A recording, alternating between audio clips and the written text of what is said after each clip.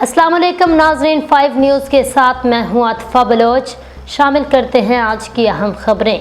पाकिस्तान की अदलिया की तारीख में एक अजीम तारीख उस वक्त रकम हुई जब हुकूमत का केस सुनते वक्त गलत दबाव की वजह से डिस्ट्रिक्ट एंड सेशन जज जनाब असगर इब्राहिम साहब ने चलती अदालत में अपनी ड्यूटी को खैरबाद कह दिया।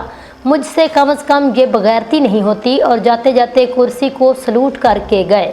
जज साहब का ये इकदाम सुप्रीम कोर्ट में बैठे 13 जजेस के मुंह पर तमाचा है। आजकल के दौर में ऐसा ओहदा छोड़ने के लिए गैरतमंद होना बहुत ज़रूरी है।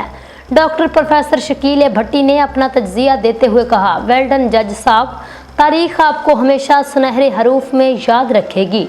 डॉक्टर साहब ने कहा, ये वो अजीम लोग हैं जिनको कब्र हमेशा याद रहती है, उन्हें याद रहता है कब्र में और बरोज़े हशर जब उनसे ये सवाल किया जाएगा, दुनिया में तुम्हारे हाथ में फैसले का अख्तियार था, तुमने हक का साथ दिया या बातिल का। डॉक्टर साहब ने कहा, दुनिया की अदालत में जुल्म लिखने वाले अल्लाह की अदालत को भूल जाते हैं।